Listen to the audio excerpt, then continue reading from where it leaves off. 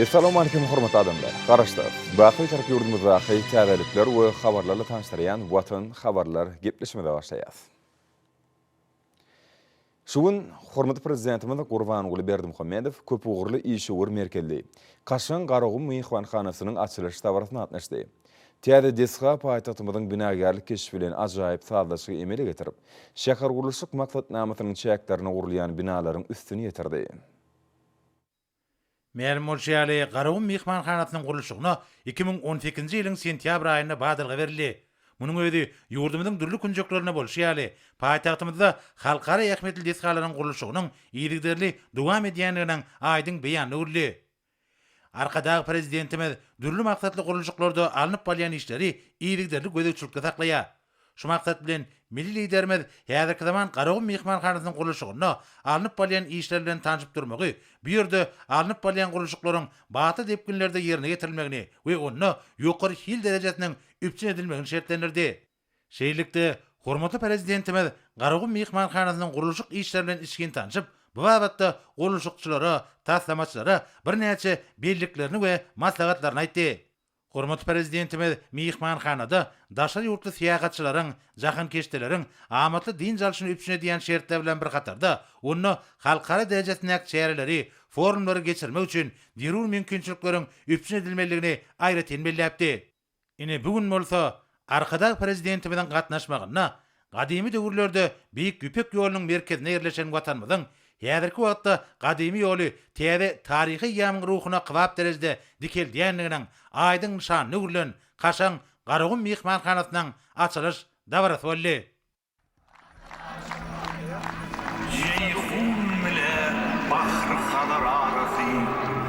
Çöl üstünden öter yeni Türkmenin gülgün çok karıvıdım karası karıdan lider fil Türkmenin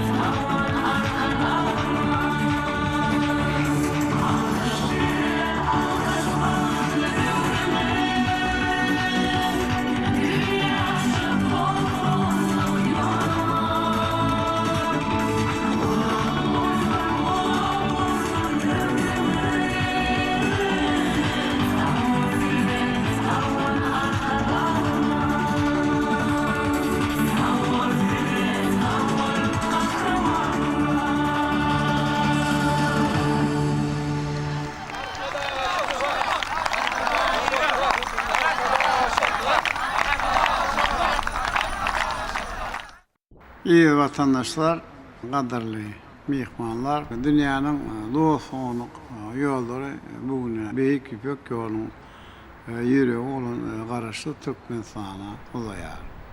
sebebi. Hoşnutly siyaset alıp barayan bir taraf vatanımız ähli parakatçılığın, avadançılığın ve öteşün behfedine sevip hem de halkarem gatnaşıklarını iyi de giderdi ösürüyor. Çok insan parakatçılığın vanışman vatanı deyilip alan edilen illa mehrivan halkımız dünya birleşi olan bilelikte yolu mukaddes karışının uşağın 30 yılını giyinden bellep geçti. Bir mühim tenenin merdana halkımızın 30 yılın devamlı geçen şokratlı yolunu düyüplü golaylama onun hem neticelerini cemleme mümkünçülük dörden mühim mehmetli vakayım bolonunu ayrıca bellemeye de münasiptir.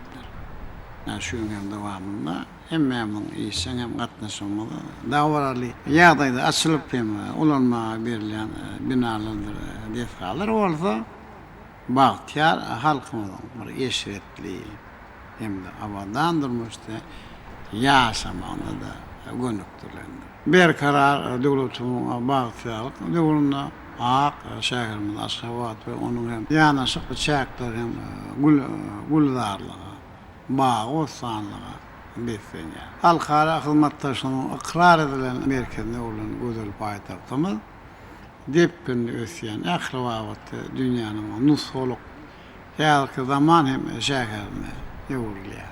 Hatta vatanımız hem yeri olan Aşgabat bugün dürütmeyin ve ödürtmeyin tamamen deyaplarına eğirilip kurulan yaşayıcılar için hem de ona bir gelen mihmanlar için de ehli amatıklar ona şehir hakkında ödüşün teyade belirttiklerine taraf anlamlı öngü var ya. Mercan payitahtımızda şehir oluşu bilagalık maksatnamanın üstünlükte durmuşu. Geçilme neticesinde kurulan binalar da defkalar bunun hem aynın suutnaması.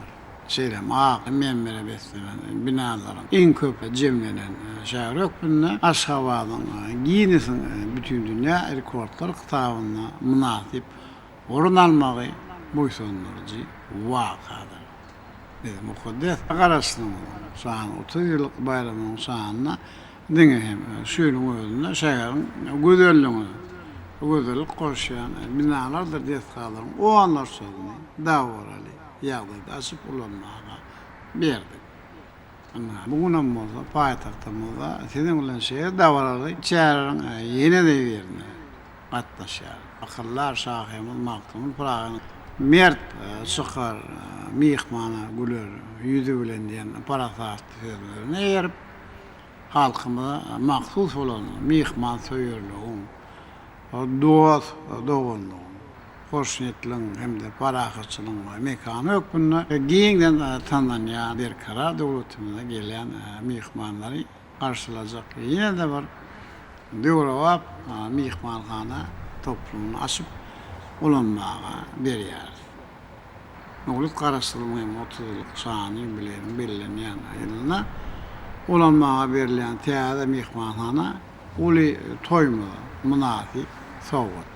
Mercan payitahtımızın güzelliğini artıracak yine de bir acayip binadır.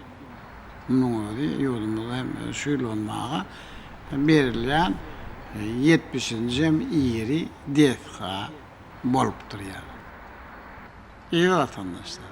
Yani bunun öyle bizim karşı demişler bir taraf vatanı ehli adamların bahtiyarlığını üpsün etmeyi hem zaten ileri tutuyan insan diyor devletlerin yedir hem ayın suutlaması. Sonra da bir vakalar Mehran halkının en teyade tarihinin sinenamasını altın harflerle yazılar deyip biz hemen doğru esasla aylık bilir. Hormatlı adamlar. Biz her bir defkanın taslama düzlerine onun hem gözünde tutulan binaların atavavların irken doğruluğundan gelen milyon binagarlık diyapların yarkı zaman önünde varacağım tecrübesi bilen ot koşmağına. Yolunun tevhim güzellikleri bilen sağlaşıklı olmağına ayrıca mühim mehmet bir yer. Biz hem bir mihmanhanani garum ateli deyip altlanır. Qaragum materialinin daş keşfinin özgürlüğü. Qaragum tehramının altını soğ alanlarının hem güdüllüğünü yaratlayan hem bir taslamada yani şol hem talabın dolu bir hem edilenliğini görküyor. Hem Qaragum varında näçe eterler, koşullar var. Şahir berdinler Hudaýynar aýdyşýar hattar kerwan öten günasynda ýaýlyp ýatan bu Qaragum atly watan goçurlar hadarlylar.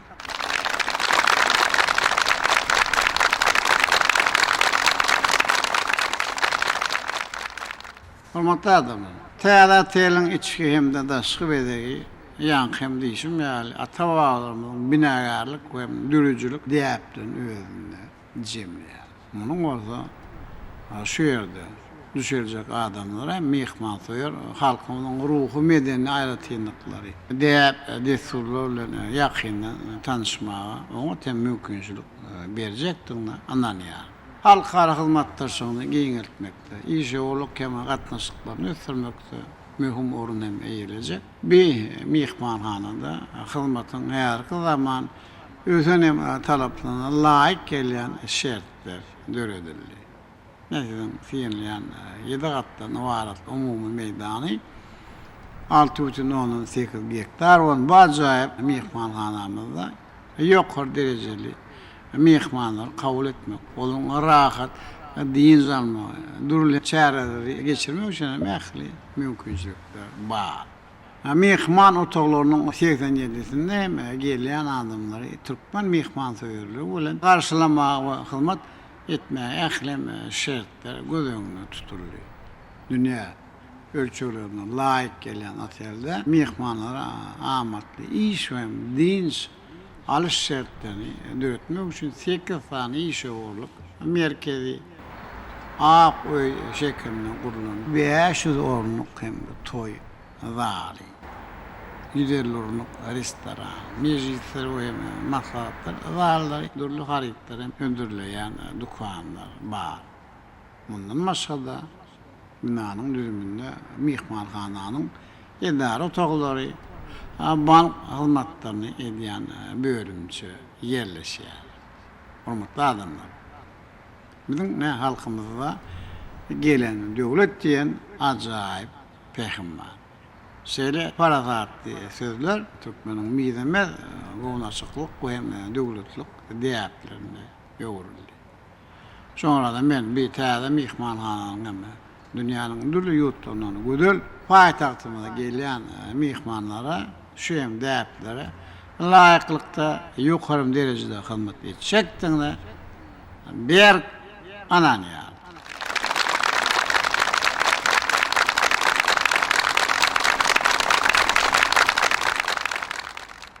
Ähliňizi halkymyza hem ýurdumyzyň mehmanlaryna uzak ýyllaryň dowamyny hyzmat etjek. Ähli amatykdyr bolan her zaman kaşan Qaragum materialini gurup ulanmağa bermek bilen tüýsürekden otlaýar.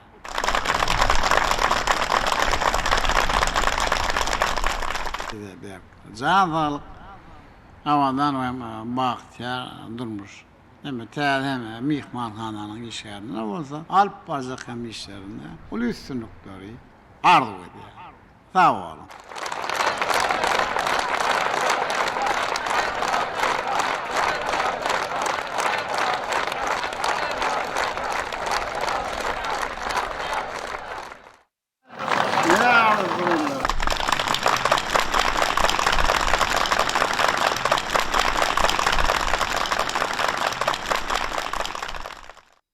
Köpegirli işewurluk merkezli Qaragum mehmanhanasy özüniň täsin bedegi innowasion injener tem çözgütleri bilen aýratyn tapawutlanýar.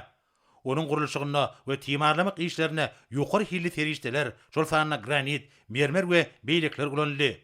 Olary seçip almakda bir terişdeleriň ulanş häýetnamalary, hyzgysana berkligi, ygtybarlygy, ekologiýa taraplaryna alayk gelýänligi hemde Türkmenistanyň tebii hawa şertleri gödüňde tutuldy. Şunda toplumyň ýokary seismik durnuklygy üpçün edildi.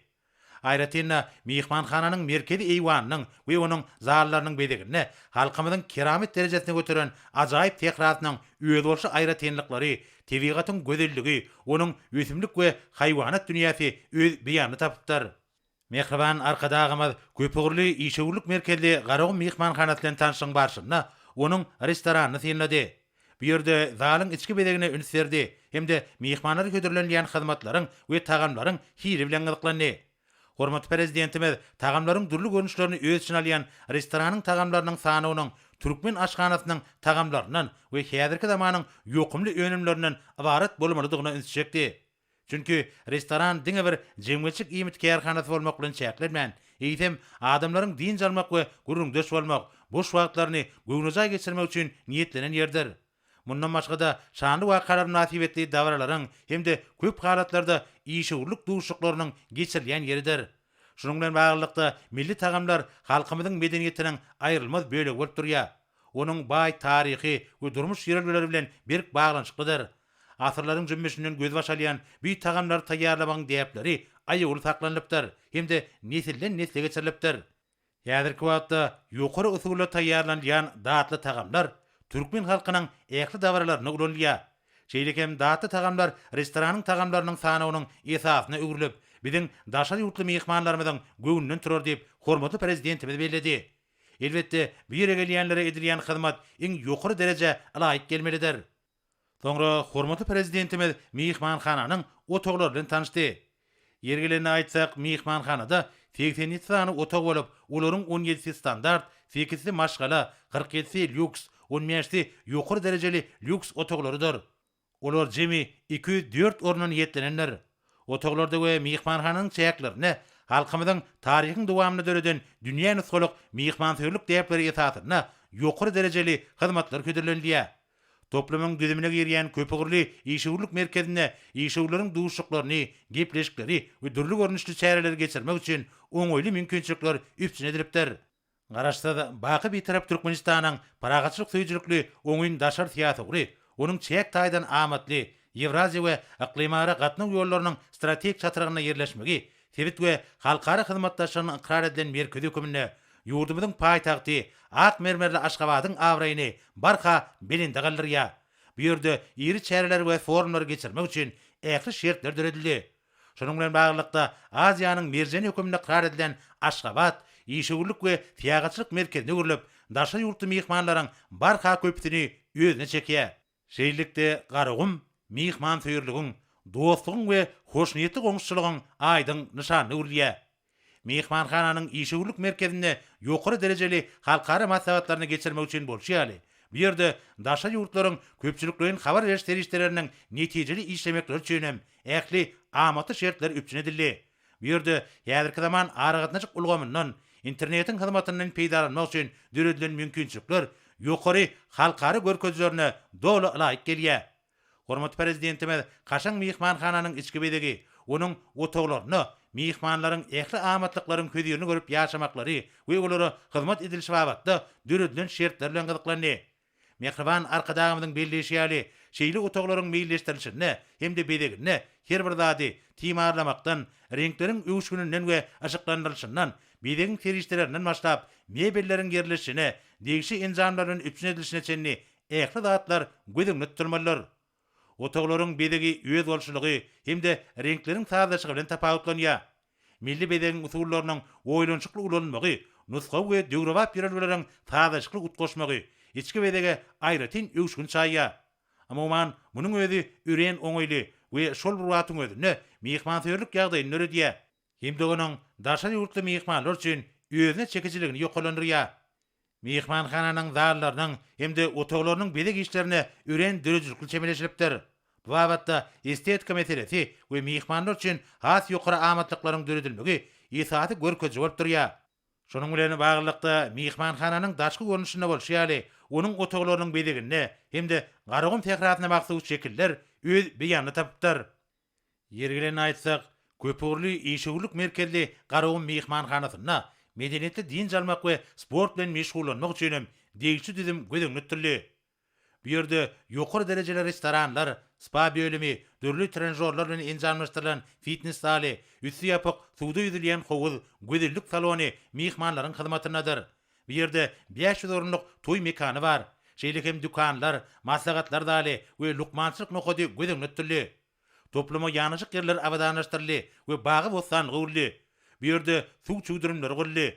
Agaç nakallarynyň köp sanlysy götürdirli. Dürlü güller ekilli.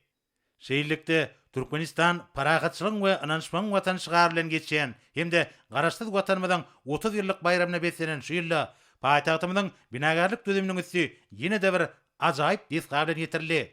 Ol mehriban arkadagymyzyň iýligderli durumça geçirýän hemde ýurdumyzyň halkara awraýyny hassa bilindi galdyran paragatçylyk tüýjilik, oňun beýtaraplyk we açyk gaplar syýasatynyň öýüz bolşly nyşany urly.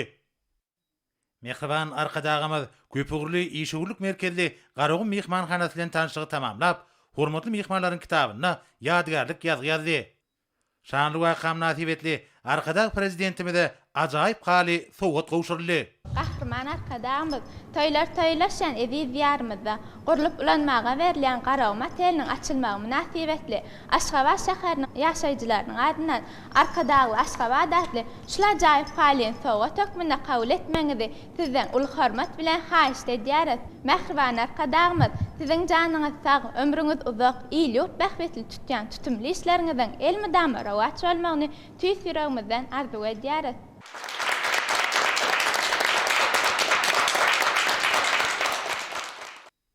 Sonra arkadag prezidentimiz bir ýerde bir ajaýyp toplumyň guruluşyna alyp baran Renaissance Holding Türk kompaniýasynyň müdiriýetiniň başlygy Erman Alajagy kabul etdi. Işgüri duşmagy wagtlap kabul edeni üçin hoşalyk bildirip, ýolbaşyk edýän kompaniýasynyň Türkmenistan bilen hyzmatdaşlygy tüýs ýürekden buýsanýanyny hemde hormatly prezidentimiziň oňa bildirýän anamna uly sarpy goýup öz üstüne alan borçnamalaryny ýerine getirmek üçin ähli tagallary edýänliklerini belledi. Döwlet başlarymyza ýurdumyzyň daşa ýurtly hyzmatdaşlar, şol sanna türkeli işgür toparlarynyň wekilleri bilen netijeli gatnaşyklar üçin hem işe açyklygyny belledi. Köp ýyllyk hyzmatdaşlygyň dowamynda dürli ulgamlarda bilelikde işlemegiň üstünlikli tejribesi toplandy. Renaissance Holding kompaniýasy Türkmenistanda işleýän ýyllaryna möhüm düzümleýin desgalaryň bir näçesiniň gurulşygyny amala aşyryp, özüne ygtybarly işgür hyzmatdaş hökümli görkezdi. Şol desgalaryň ataryna köpügürli işgürlük merkezli Garagum mehmanhanasy bar. Hormatly prezidentimize kompaniýanyň işine berýän ýokary bahasy üçin tüýs ýürekden hoşalyk bildirip, Erman Alajak Renaissance Holding kompaniýasynyň ýurdumyz bilen ulak möhletliň esasy ýödary bähbetli hyzmatdaşlyk dowam etmege gyzyklanma bildirýändigini, milli liderimiziň başyna başlan Türkmenistanyň innowasiýon ösüşine, onuň ykdysady kuwatyny artdyrmaga gönükdirilen toplumlaryň özgörtmeler maksatnamalaryny durmuşa geçirmäge gatnaşmaga çalşýanyny tasdiklady. Sonra hormatly prezidentimiz bir ýerde ministrler kabinetiniň başlygynyň owasynaga toplumna gözelçik edýän ornatary Urad Geldiýewiň hemde Renaissance Holding Türk kompaniýasynyň müdiriýetiniň başlygy Erman Alajagyň gatnaşmagyna iş maslahatyny geçirdi. Döwlet başlarymyz soňky ýyllarda ýurdumyzyň owasynaga toplumna ýaýbandyrylan giýim-göçeri özgörtmeleriň netijesinde puwdagyň maddi enjamlaryň binýadynyň berkitilýändigini, oňa durandyrşyň häzirki zaman usullarynyň we täsir tehnologiýalaryň ornaşdyrylýanyny belledi. Töhbetleşiň başynda Türkmenistanyň suw tygyşytlaryny tehnologiýalary ornaşdyrmak, şeýle hem suw süýjeji desgalary gurmak boýunça häzirki zaman ilminiň gazananlaryny işiň peýdalanmak babatda ýöňde durýan wezipeleriň üstünlikli ýerine getirilmegine türkiyeli hyzmatdaşlaryň gatnaşmagy bilen baglanşykly meseleler ara alyp maslahatlaşdy. İşgüri netije hyzmatdaşlyk üçin ýokary derejeli şertleriň üpçün edilen we dünýäde ygtybarly hyzmatdaş höküminde tanalýan Türkmenistanda ýaýbandyrylan özgörtmeleriň durmuşa geçirilmegine gatnaşmagyň öýleri üçin uly hormatlygyny belledi. Şeýle hem ol ýolbaşyk edýän kompaniýasynyň geljek uly gadaplanýan türkmen badaryna öz ornuny pogtalandyrmaga uly gyzyklanma bildirýänini aýtdy. Mehriban arkadagymyz Türkmenistanyň netijeli hyzmatdaşlyk we öýdary bähbetli gatnaşyklar üçin hem işe açyklygyny belläp, ýurdumyzda döredilen gadylaşdyryş hukuk binýadynyň halkara hyzmatdaşlygynyň işin kädeti eý bolmagyna gönükdirilendigini aýtdy. Soňra iş maslahaty ministrler kabinetiniň başlygynyň ornatary Türçekowyň gatnaşmagyna dowam etdi. Onuň barşynda ýurdumyzda täze elektrik beketlerini gurmak, bu ýurda bilelikde iş alyp barmak bilen baglanşykly meseleler ara alyp maslahatlaşdy. Bellenşäli Türkiýanyň Renesans Holding kompaniyasy Yapon hyzmatdaşlary bilen birlikde Mary vilayatyna Mary Karbamid zawodynyň, Akyl vilayatyna TV gadan benzin öndürýän zawodyň, Liwap vilayatynyň Çäýrjek etrawyna Sebitde deňi taý bolmadyk elektrik stansiýasynyň taslamalarynyň durmuşa geçirilmegine gatnaşdy. Şunun bilen baglanykda işegur bir urlarda ýerine getirilen işler barada hatabat berip, mundan meýlekde Türkmenistanda degişli urlar bilen baglanyşykly taslamalaryň amala aşyrylmagyna taýýardygyny aýratyn bellädi. Şeýlekem işegur netijeli işler üçin amatly maýa goýmagdy we giň mümkinçilikler derejeden Türkmenistanyň işegur hyzmatdaşy bolmagyň uly hormatdygyny ýene dergedek belläp, hormatly prezidentimize berk jan saglyk, uzak ömür hemde ýerli watanymyzyň we mehriban halkymyzyň awadançylygynyň bäkbedine alyp barýan giňerimli işlerine täze uly üstünlikleri arzuw etdi. Görünüşýäli mehriban arkadagymyzyň başyna başlan täsil strategiýasynyň durmuşa geçirilmegi netijesinde ak mermerli Aşgabat okkunly ösýän hemde ýaşamak üçin has oňoýly Döwrewap şekeriň köpügürün nusgasyny özüne jemleýär. Munyň özi bir karar döwletimiziň bagtyarlyk döwrüniň aýdyň nyşany bolup durýar. Soňra hormatly prezidentimiz köpügürli işegur merkezli Garagum mehmanhanasyna täze awtoroklaryň açarlaryny gowşurdy. Şeýlelikde mehriban arkadagymyzyň ak patasy bilen ulanmaga berilen täze desga paýtagtymyzyň binagarlyk keşi bilen ajaýyp taýdaşygy emele getirip, şäher gurulşyk maksatnamasynyň çäklerini gurulýan binalaryň üstüne getirdi. Soňra mehriban arkadagymyz täze desganyň açylmagyna nasibetli berilen toý sadakatyna gatnaşdy. Mehmanhanaň çäklerini, toý dawarlaryny geçirmek üçin niýetlenilen binanyň öz bolşy bedek aýratynlyklaryna iýdigini bellemeli. Bu ýerde köpçülikliň çäreleri, toý dawarlaryny, aýdym taýyl çykyşlary guramak boýunça ýokary derejeli mümkinçilikler üpçün edildi. Binanyň eýwanyna Garagum Fehratiyali giňden giňdi çölen destarhanyň üstüne Türkmen topragyna bitýän we ekologik taýdan araslygy, ýokumlylygy bilen dünýä meşhur bolan dürli öýrümler görkezildi. Bu ýerde öýrümleriň üren köp görnüşleri, ahlakly daýhanlaryň netijeli zähmeti bilen ösürilip ýetişdirilýän gök, bakçy we miwe öýrümleri özüne çekijilik bilen tapawutlanýar. Toý sadakatynyň barşynda dawara gatnaşylary Türkmen halkynyň döreden asylly ýörelgeler bilen häzirki zamanyň täsil tehnologiýalarynyň utgaşdyrylmagyna taýýarlanan milli tagamlar ködürlendi. Munyň özi ýurdumyzda mehriban arkadagymyzyň ýol başlygyna amala aşýan beýik tutumlaryň dünýä nusgalyk milli ýörelgeler bilen bir bitigi sagdaşygy emele getirýändiginiň, şanly wakam nazibetli gurulýan dawarlaryň ýatda galyjy pursatlary besenýändiginiň nowatdaky beýan uly. Şanly wakam nazibetli toý sadakatyna gatnaşçylar ýurdumyzy eşetli ertirleri, ýagty geljek alyp barýan arkadag prezidentimiziň janynyň sag tutumly işleriniň rywaj almagyny dile getdiler. Soňra hormatly prezidentimiz hemmeleri täze mehmanhananyň açylmagy bilen ýene-de bir ýola gutlap, olary alyp barýan işlerine üstünlikleri arzuw etdi we bir ýerden ugrady.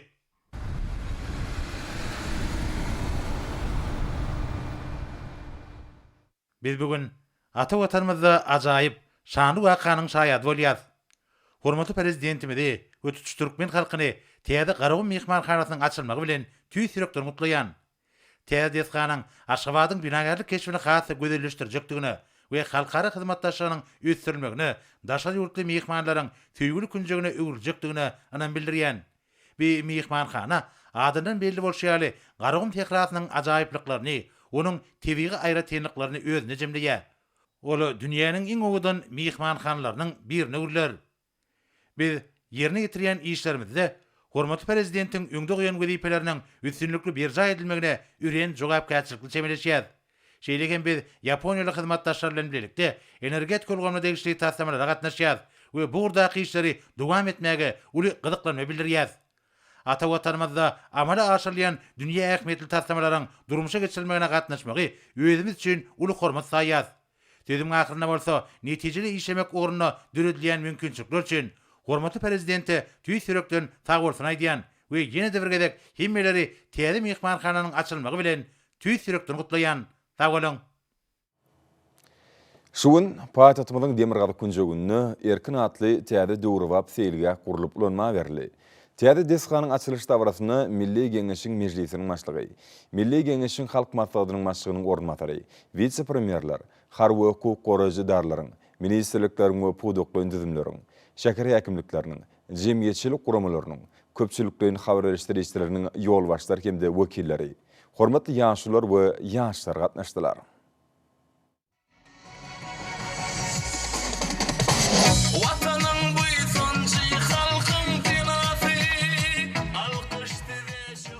Täze guralan dawranyň dowamyna ýurdumyzyň sungy uswatlaryny we Aşgabat Aýdymsa topornyň bilelikde ýerine ýetiren Türkmenistan parakatçynyň oýnanyşmagyň watany atly Hoşawaly Aýdym tan toporlarynyň çykyşlary bilen goşup şäherimiň ähmetini hatda belende götürdi.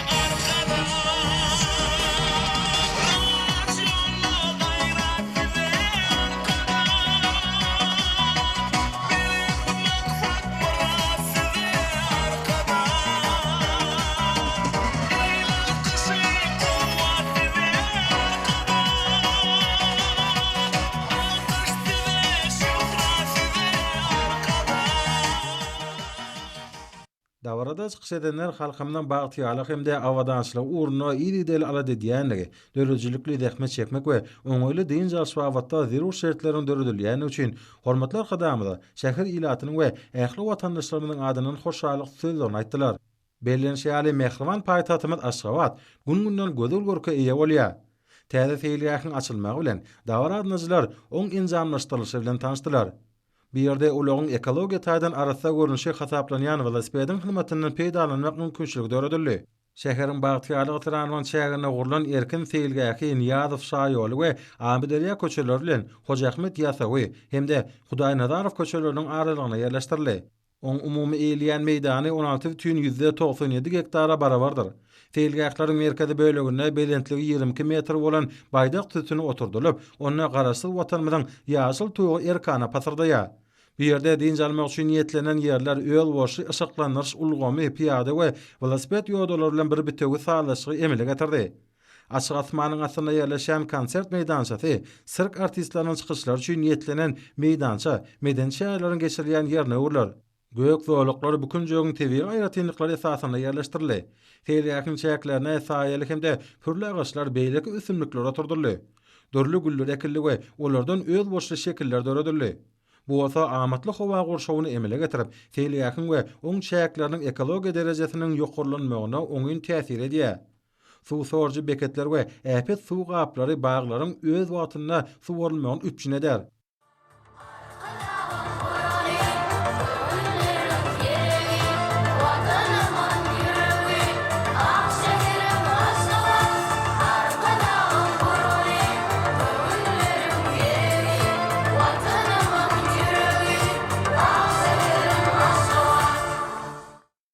Mälum şäherli paýtatymyzda amatly durmuş şertlerini döretmek şäheri ösdürmeň konsepsiýasynyň ileri tutulýan ugurlarynyň biri bolup durýar. Döwlet başlamy bu ugurda ekologiýa awadançylygynyň üpçün edilmegini esasy wezipe hökmüne kesildi. Şu maksat bilen desgalaryň gurulşynyň şäherlerine feýilgäk zooluklaryny döretmek, şäheriň şäherlerini bagy wasanyga öwünmek boýunça giňmeşweli işler alınıp barýar. Döwlet başlamy tagalasy bilen her ýylda geçirilýän ekologiýa çäreletiniň netijesinde paýtatymyz bagy wasanyga öwürlýär. Diňe şeýlüň dowamyna iri önümçilik hemde düzümlen desgalar bilen bir hatarda ählamatlyklary özüne jemleýän ýaşaý jaýlar guruldy. Ak mermerli paýtatymyzda täze feýilgäk zooluklar döredildi. Olarda Aşgabatlylaryň we paýtatymyzyň mehmanlarynyň amatly diň almaklar hemde wagtlaryny peýdaly geçirmekler üçin ähli zerur şertler döredildi. Şeýle de täze feýilgäkiň ýanyna şu ýylyň sentyabr aýyna Laçyn atly täze feýilgäkiň hem gurulup bolmagy berilendigini bellemeli. Hormatlar hadamynyň belleşi ýaly tebigatyň gözelligi insan saglygy üçin ýakynlyk howa gurşawyny emele getirýär. Her zaman şäherleriň hemde şäher ilatynyň durmuşynda feýilgäklaryň we gök zooluklaryň öz boşly üsümlik dünýäsiniň döredilmeginiň aýratyn ähmetligini mellep, hormatly prezidentimiz olaryň ekologiýa ýagdaýyna möhüm üns bermek tapşyrýar. Munyň özi diň ýaşaýarlarynyň amatlylygyny hemde arasy howadan wagtyny peýdaly geçirmek üçin zerur mümkinçilikleriň döredilmegini şertlendirýär. Şeýlekde häzirki zaman feýilgäk zooluklary Aşgabatyň ilaty we oň mehmanlar üçin medeniyetli diň ýaşaýyň zerur şertlerini üpçün edýär. Şeýlede erkin feýilgäkine arasy howada beden terbiýe sport maşklaryny ýerine ýetirmek, sport bilen meşgullanmak üçin mümkinçilikler döredildi. Velosiped ýoldaşlary guruldy, hemde velosipedlere kärine bermek ýoly goýuldy. Bugunky açylyş dawrasy münasibetli feýilgäkiň ähli kunjaklarına çağılar sunugat mekdepleriniň okuwçylarynyň surat sergileri guraldy. Çeperçilik mekdepleriniň okuwçylarynyň ajaýyp paýtatymyzy wasp edýän surat eserleri dawaradnyjlarda ýakynly täsirler galardy. Aşgabat Bağlar şäheri adyna eýi bolmak bilen bu ýerde ajaýyp feýilgäkler, gök zoluklar, öz boşly üsümlik dünýäsi, suw çuwdurumlar toplumy bilen bir bitegi sağlaşyk emele getirip, gözelligi ýaşaýyş üçin amatlygy özüne jemleýän şäheriň ekologiýa derejesiniň ýokurlanmagyny üçin edýär. Paýtatymyň feýilgäkler we gök zoluklary ak mermerli binalar toplumy bilen goşup, göwün göterji görnüşler emele getirýär. Binägärlik çözgüdi boýunça şäheriň baş bedegine urulan Garagum mehmanhanasynyň ýanyna ýerleşýän täze erkin atly feýilgäkiň şäher ilaty üçin bolşýaly. Paýtatymyň mehmanlar üçin hem feýguli kunjaklaryň birine urlar.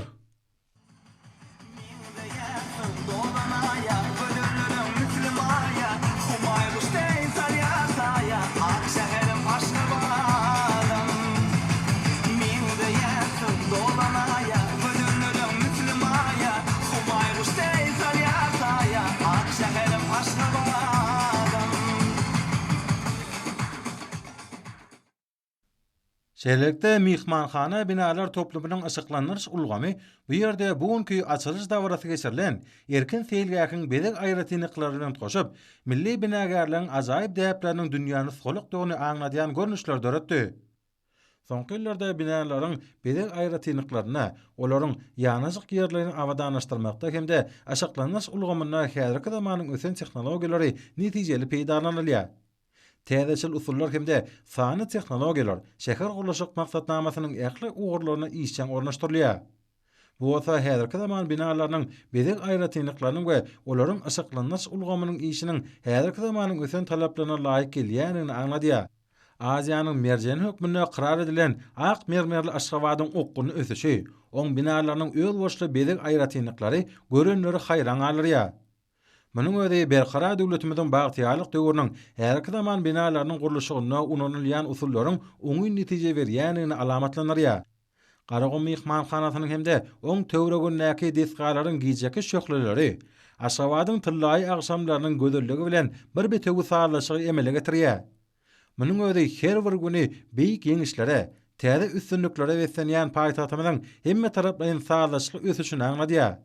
Bu görnüşlerde insan ruhuna ýakynly täsir edýän ajaýyplyklaryň bolmagy, arkada prezidentimiň ýol başlygyna şäher gurulşyk maksatnamasynyň üstünlikli amala asylmagyna ösen tejribeler hemde herki zamanyň almesasyna çemeleşilýänini görkezýär. Dörli şaralardan we häzirki zaman aşyklanýar terişdelerinden döreýän eýlem goşar öwüşgünler güýt pasynyň agşamlaryny öz boşly gözellik çaýýar. Şäher ilatynyň we onuň mehmanlarynyň ýurdumynyň baş şäheriniň gözelligine bolan bu ýytynjyny artdyrýar. Bu görnüşler durly maksatly binalaryň ýol ulug düdümine değişlik hemde durmuş maksatly binalaryň uzak möhletligin häsiýeti eýi bolmagyna, şeýle-de olaryň bedek aýratynyklaryna, aşyklanýar ulgamyna möhüm ähmet berilýänini aňladýar. Dörli ışıklaryň we öz boşly öwüşgünleriň sağlaşygynyň döreýän şekiller, garaşylyk ýyllar içinde esletli durmuşyň höýdüýeni görüp ýaşaýan halkymyň ruhuny göterip, adamlary beýik ýeňişlere ruhlandyrýar. Ýurdumynyň eýleýän täze hemde ajaýyp tepkitleri, garaşsyz beýtarap Türkmenistanyň awadançylygynyň berkemegini, halkymyň bagtyar durmuşynyň dowamaty atyrylmagyny şertlendirýär. Gönlüň öni arkada prezidentimiň başlangyç esasyna durmuşa geçirilýän taslamalar, gurulýan binalar halkymyň esletli durmuşyny üpçün edýär, hemde ýurdumyň ykdysady taýdan kuwwatlanmagyna giň ýol açýar. Dörli maksatly desgalaryň gurulşynyň ýokary hil derejesine eýi bolmagy, olaryň bellilen möhletlerde ulanmagy tawsyrylmagy bilen bir hatarda desgalaryň bedek aýratynyklaryna, olaryň aşyklanýar ulgamynyň netijeli işine möhüm ähmet berilýär. Şeýlelikde häzirki zaman desgalarynyň aşyklanýar ulgamynyň döredýän şekilleri özüniň eýlem goşar öwüşgünleri bilen mehriban arkadamynyň aladaty netijesinde paýtatymyň sağlaşyk ösüş ýoluny düşenligini görkezýär. Bu görnüşler Türkmen gudratynyň dünýäni solukdygynyň aýdyn beýanyna urulyp, şäher gorşawynyň ähli ugurlarynyň ösüşiň bilentliklerine tarap önämli gadam urýanyny aňladýar. Hormat Prezidentimizin insan saglygy barada edýän ýygydarly aladalar netijesinde ýurdumyzda gazanlayan üstünlükler we ýetilen sepkitler daşary ýurtly hyzmatdaşlarymyzda şol sanyny iri ýürütilýän halkary guramalarını ulugydyklarmy döredýär. Şoň orada şolaryň wekilleri Türkmenistana alınıp barylýan işler bilen giňişden tanışmak maksat bilen ýurdumyzda saparda bolýarlar. Bütün dünýä saglyk goraýyş guramasynyň wekiliýetiniň ýurdumyzda bolan iş taparynyň dowamyny bir näçe duşluklar geçirildi. Türkmenistan'a iş taparına bolýan bütün dünýä Saglyk goraýyş guramasynyň toparynyň agalaryny kimde bütün dünýä Saglyk goraýyş guramasynyň Türkmenistana wekiliniň gatnaşmagyna bir näçe duşluklar geçirildi. Ýurdumyň degişli ministerliklerine we ordaş idaralaryna guralan iş duşluklaryny arkada prezidentimiň öňe süren başlangyçlary esasyna işlenip taýýarlanan meýilnama laýyklykda Saglyk goraýyş ulgamyna degişli bir näçe ugrlar boýunça tanıştyryş çäreleri geçirildi. Duşluklarda ýurdumyň Saglyk goraýyş ulgamyna ýola goýulan ýokunç we ýokunç däl keselliň öňüne almak, temeke garşy görüşmek, daşky şow goramak kimde howan adam saglygyna ýetirip biläjek oňaýsy täsirinden goramak boýunça alınıp barylýan toplumlaryň işleri barada gurrun berildi. Şeýle hem mehmanlar jemgyýetçilik Saglyk goraýyş ulgamyna ýurdumyň gadanan üstünlikleri we ýeten sepkitleri bilen giňişlerini tanıştyryldy. Şonuň bilen baglanykda häzirki wagtda dünýede giňden ýaýran ýeti ýokunç keseliň garşysyna görüşmek çäklerini Türkmenistana ýola goýulan öňüne alyş çäreleriniň toplumlaryň gurulşy, şol sanyna sanjymy işleriniň degişli derejede geçirilşi barada gurrun berildi. Duşluklaryň dowamyny hormatly prezidentimiň ýurdumyň raýatları baradaky hemme taraplaryň aladalarynyň esasyna, hususan Saglyk goraýyş ulgamyna bellenlen meýilnamalar gyşarnyksa ýerine ýetirilýäni bellenildi.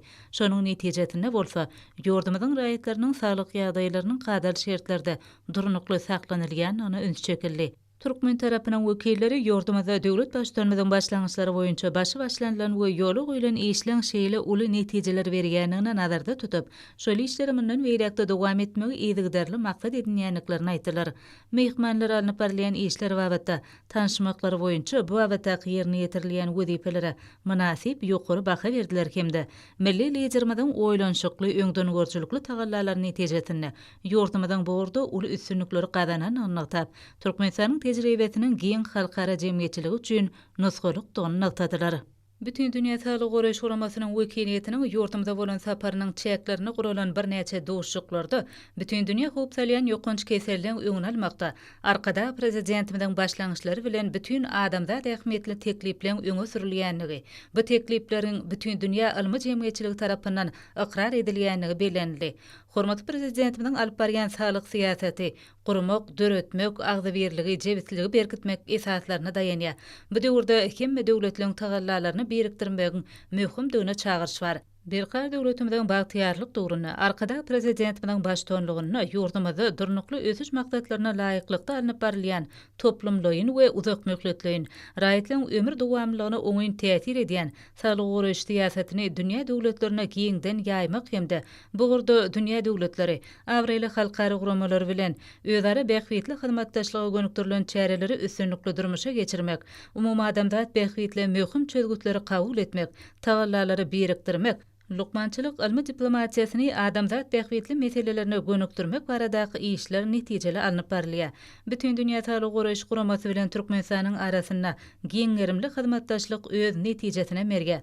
Ýurdumyzda geçirilen şol işçiň duşluklaryň barşyna saglyk döwlet maksatnamasynyň çäklerini ýurtda sanitariýa epidemiologiýa awadançylygy berkitmek, ýylatyň öz saglygy ugrunda sowatlylygyny ýokarlandyrmak maksady bilen giň gerimli netijeli pudagary işleň ýola goýulanyny we tejribesiniň bütün dünýä nusgawdygyny belläp, bu işleri hökman bütün dünýä ilmi jemgyýetine beýan etmekliň zerurdygyna mehmanlar öns çekdiler. Bütün dünýä Saglyk goraýyş guramasynyň Ýewropa Soweti boýunça idarasynyň köporly wekiliýeti Türkmenistana saparynyň çägini Murat Garryf adnaky Türkmenistanyň Döwlet Lukmançylyk Uniwersitetining professor mugallimlarynyň klinik ordinatorlarynyň talipleriniň öňüne ýokunç däl keseller, daşgurşaw we saglyk adatdan naşary ýagdaýa taýýarlyk we onuň öňüne alýş ýollary, sanjymy geçirmek we Saglyk goraýyşyň maglumat ulgamyny dolandyrmak ýaly ugrulary boýunça beýan bilen çykyş etdiler.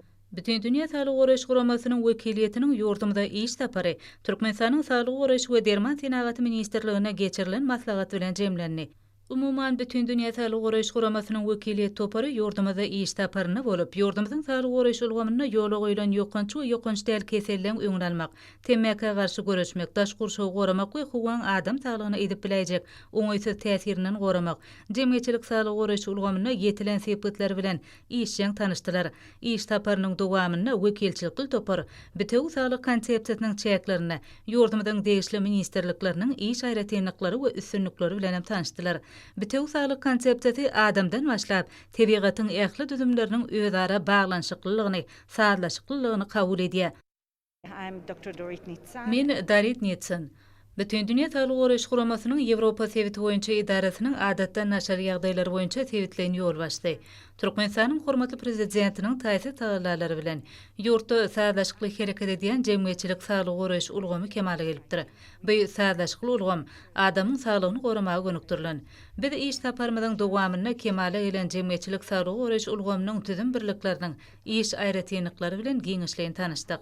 Ýurdun sağlyk goraýyş ulgamynyň bir kanunçylyk bünyady, alınıp berilýän işleň ýokary hiliniň kepilleri. Bizim toparymyz öňe sürülen teklipler barada. Ýokanç keselliň, ýokanç däl keselliň öňüni almak, daş gurşaw goramak, sanjymlama işleň ähmiýeti, sanylaşdyrma ulgamlarada pikir alışdyk. Bu sapar bizim özara tejribe alşmagymyza ýakymly pursatlar döretdi. Ine şular ýaly sağlyk goraýyş ulgamy boýunça dünýäniň ösün döwletine ýola goýulan pudagary işler bilen tanışmak hende bu işleri dünýä ýüzüne äşgär etmek bizim üçin uly hormatdyr. Pursatdan peýdalanyp Türkmenistanyň hormatly prezidentine döredilen ähli şertler üçin köp sag bolsun aýdýar. Sag bolun. Men Dorota Yeresinska, bütün dünya Sağlyk Goraýyş Guramasynyň daş gurşaw we sağlyk goramak boýunça Ýewropa merkeziniň tehnik ýol başdy. Bitew sağlyk konsepsiýasy Türkmenistana dogry berjay edilýär. Sebebi Türkmenistanyň prezidentiniň sağlyk döwlet maksatnamasynyň çäklerini pudagary netijeli işleň ýoly goýulmagy nusgalykdyr. Biz bu üstünlikliň adamlaryň saglygyny berkitmäge gönükdirilendigini iş ýüzüne, hakykat ýüzüne göz ýetirdik. Daş gurşaw goramak meselesi döwlet derejesinde ýoly goýulan. Daş gurşaw goramak döwlet siýasatynyň möhüm orlarynyň biridigine biz Aşgabat şäheriniň bagly bolsanly tebigatyny synlanymyzda da göz ýetirdik. Bize şular ýaly ýurtda ýoly goýulan netijeli işler bilen aýdyň tanışmaga döredilen mümkinçilikler üçin Türkmenistanyň çoňur hormatlanýan prezidentine hoşarlygymyzy beýan edýäs. Sag bolun. Men Alek Beniş, bütün dünya Sağlyk Goraýyş Guramasynyň Ýewropa Sewiti boýunça edarasynyň immunizasiýa we vaksina bilen dolanyryp bolýan ýokançlar boýunça baş günärmeni.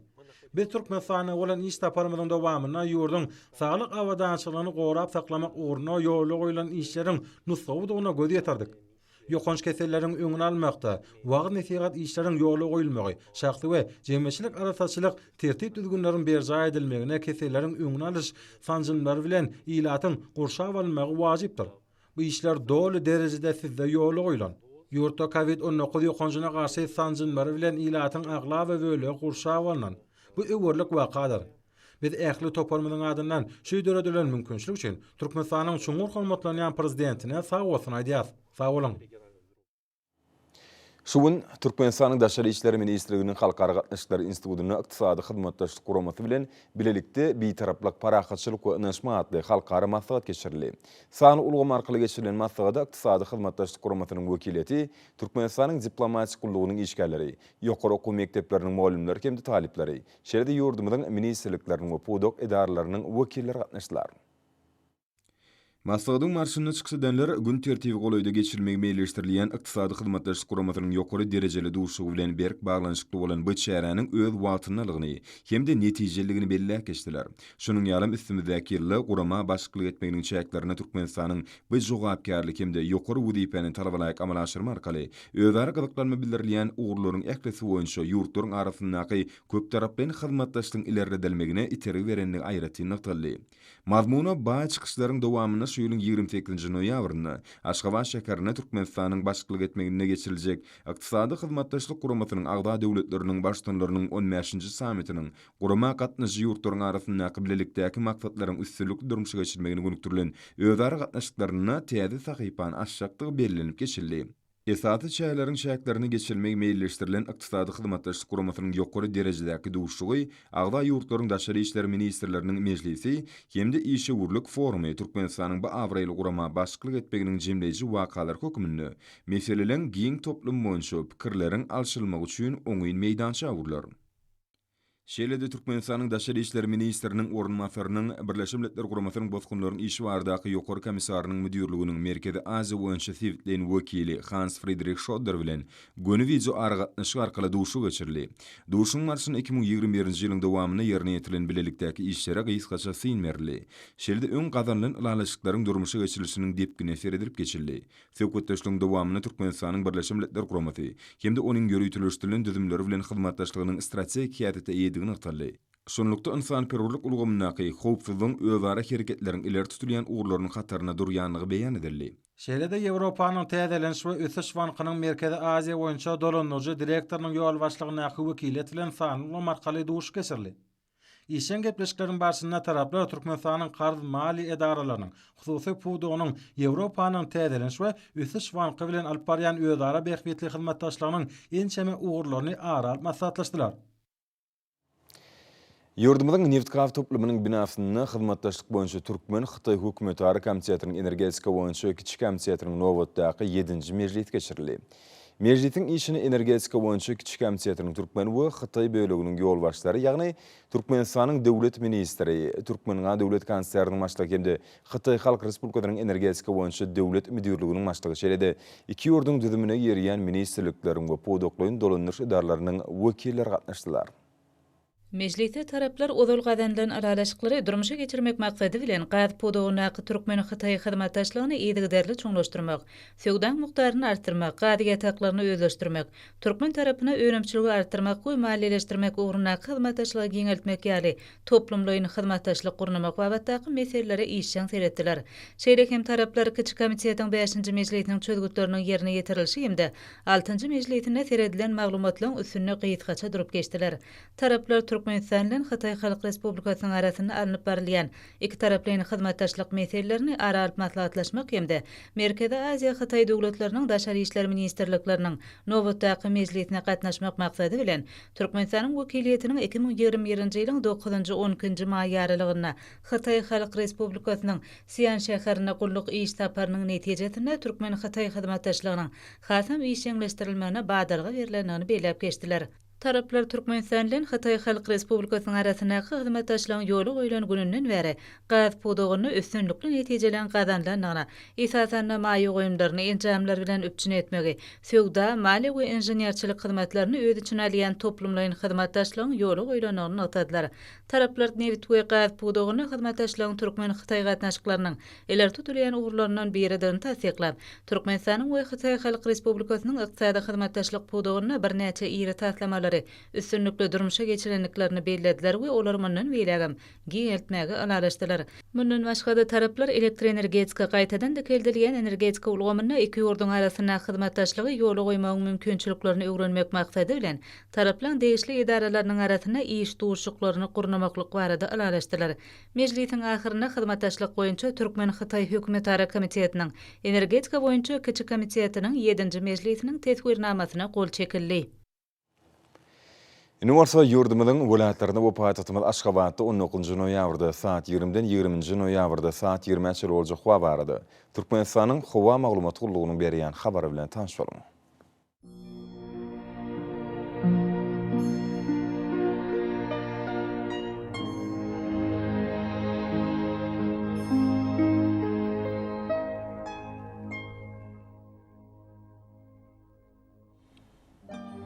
Balkan welaýatyny ütkäp duran bulut howa bolup gün orta günne ordan tildis kuntu 8-13 metre ýetýän şemal uçur. Howa gijesine 0-5 grad şelmaýyl. Gündüzüne 12-17 gradus, kenarky taraplarına 6-11 gradus maýl bolar.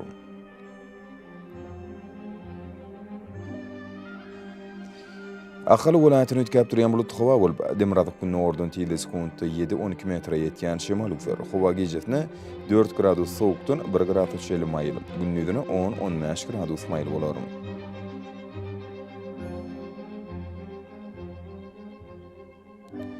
Marı welaýatyna asken bulut hawa bolup günorta günne ordun tide sekundy 8-13 metre ýetýän şemal üfer. Hawa gejetine 4 gradus sowukdan 1 gradus şeli maýl. Gündüzine 11-16 gradus maýl bolar.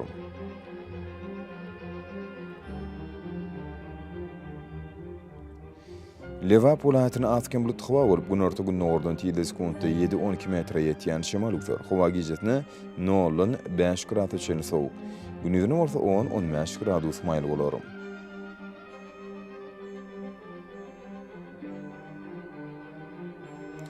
Daşawdy welaýatyny ütkäp durýan bulut hawa bolup günorta günne ordun tide sekundy 6-11 metre ýetýän şemal üfer. Hawa gejetine 2-7 gradus sowuk. Gündüzine 4-9 gradus maýl bolar.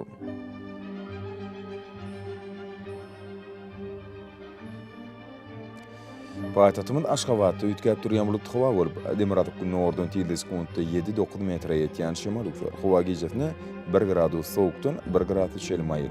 Gündüzine 11-13 gradus maýl bolar.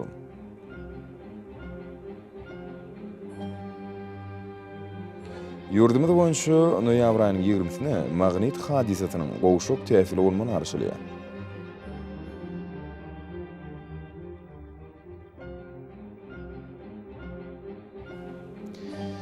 Edil watandaşlar, güýt pasyny günüň dowamyny howanyň derejesiniň ütgeýänligini nazar alyp, pasylyň aýratynlyklaryna laýyklykda geyinmegi.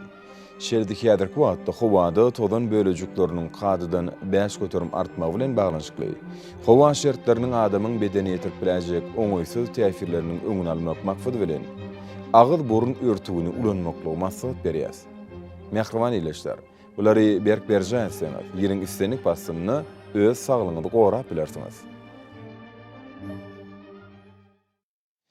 Mehriban adamlar, şunun bilen watan habarlary gepleşimizi jemleýäs. Berkarar döwletimiziň bagtyýalyk döwründe aty watanymyz Türkmenistan ähli wagtlarda düşürýär. Ähli düşen özüne bolsa halkyň bähbidi bar. Çünki biziň ýurdumyzda döwlet adam üçindir.